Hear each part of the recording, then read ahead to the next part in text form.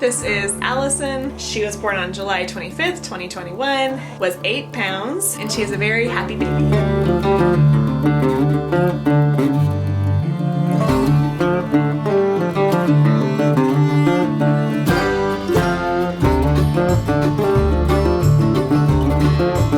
Share with you a home birth story. If you are brand new to my channel, I normally post videos on farm-to-table recipes and homemade natural living, but since so many of my friends are on Instagram and they see that we just had a baby, I really want to share this positive home birth story with everyone because I personally loved hearing about birth stories from other people on YouTube. It's how I prepared for a lot of my birth and pregnancy before it happened.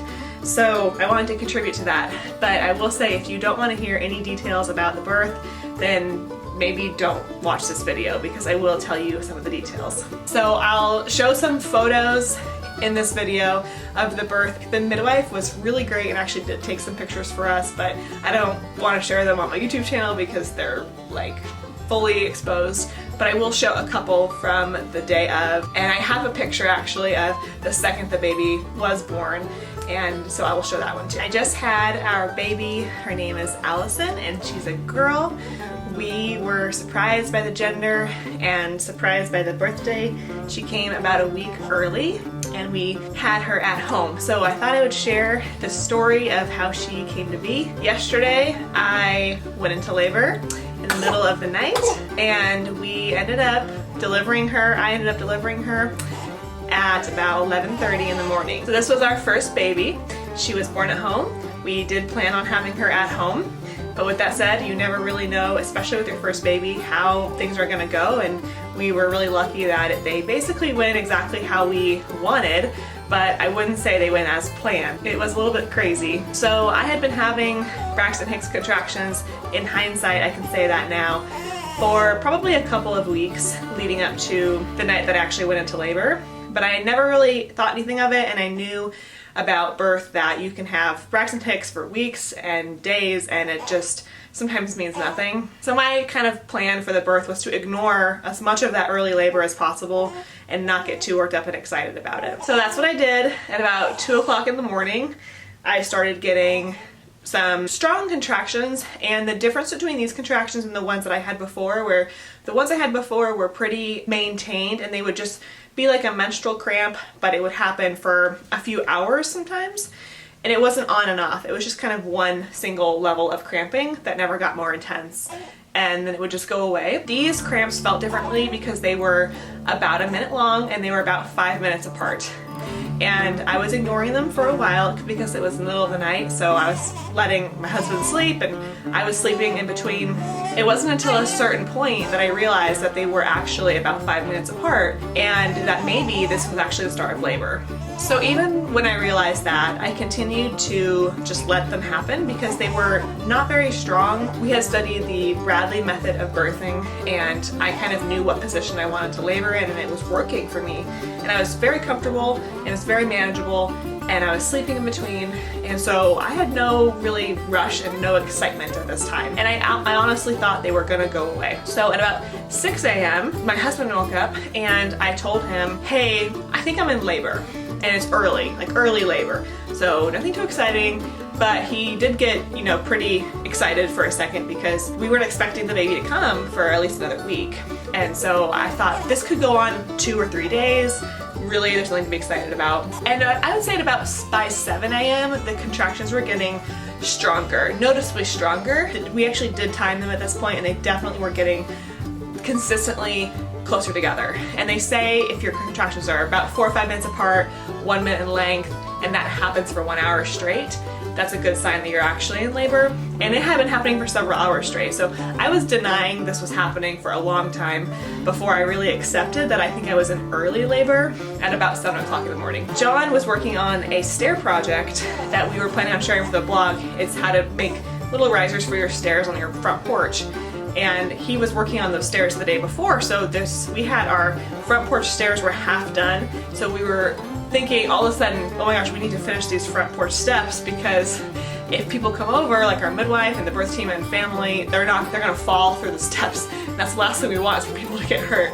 So it's not exactly the kind of thing you want to think about when you're in labor, but that is what John did. As soon as he found out that I may be in labor, is he went downstairs and started fixing the steps outside, because he didn't want people to have to walk up a really sketchy step. So I labored by myself in our bedroom, and it was, again, really manageable. I actually decided to go over to the toilet because I know how important it is to have a really relaxed pelvic floor when you're in labor. Instead of kind of tightening things up, you want to really loosen everything and let everything expand. And so I was really focused on that, even in the pain, because I knew that if I was able to relax, that the whole thing would go by faster and better. Well,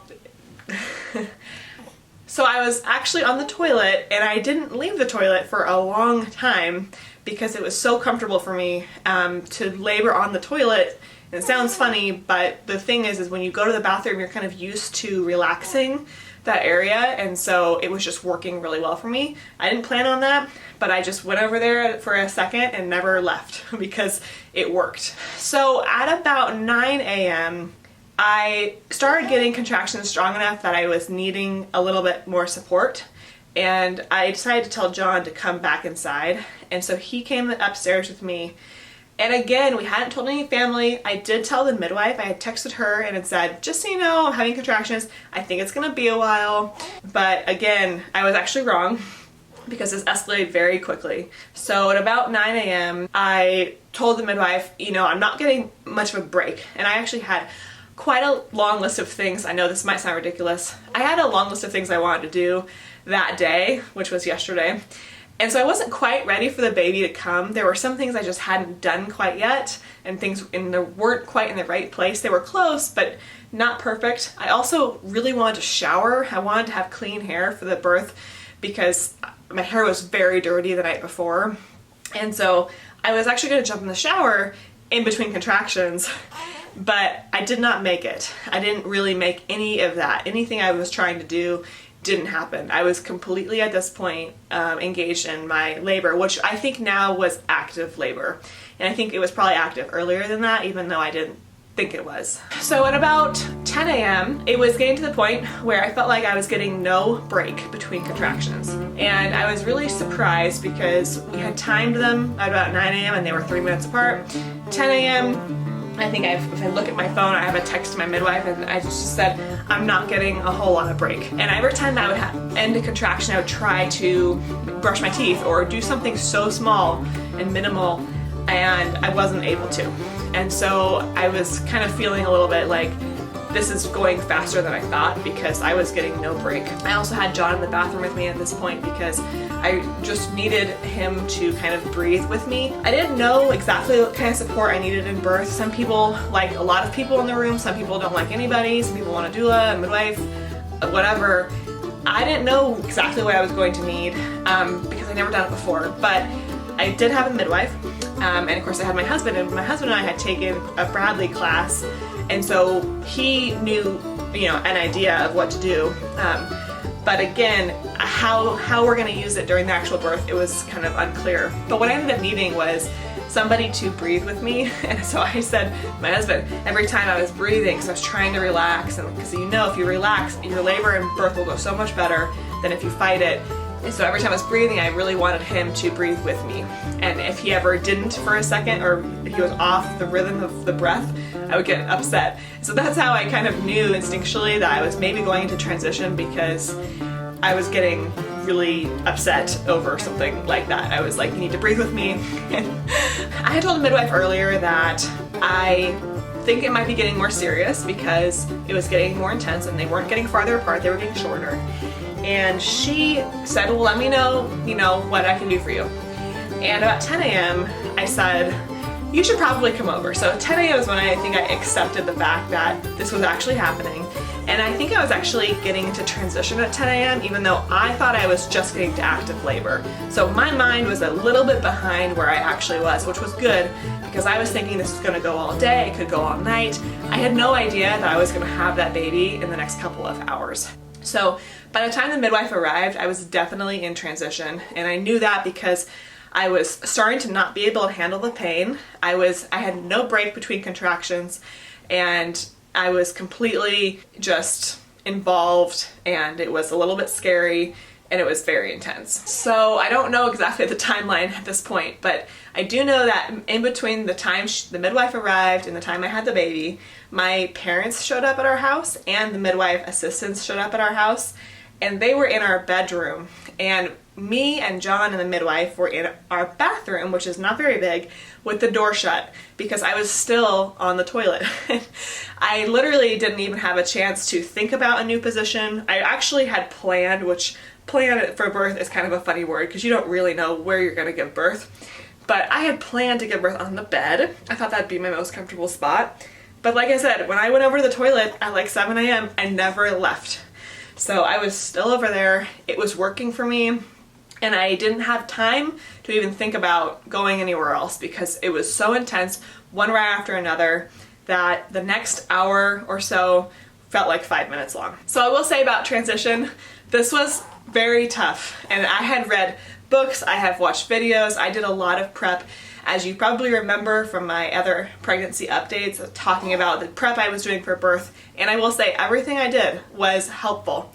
And I used a little bit of something at every point during the labor. So I'm really happy that I read the books, did the classes, did the audios, all the things, YouTube, all the things, because at certain moments I remembered something that I had learned. But even though I was in transition, I knew I was in transition instinctually, but it didn't make it any easier. I didn't know how to handle transition because I had never done it, and I don't think anyone really does know.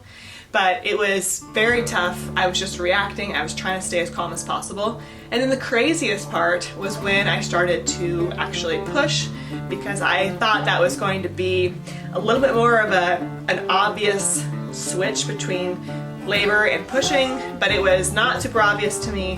It kind of just happened, and it was very intense and very athletic. So with that said, I pushed for I think 3 pushes, and the baby came out on the floor of the bathroom. I believe the head came out while I was still on the toilet, and at one point my midwife said to come down to the floor and squat, and I did.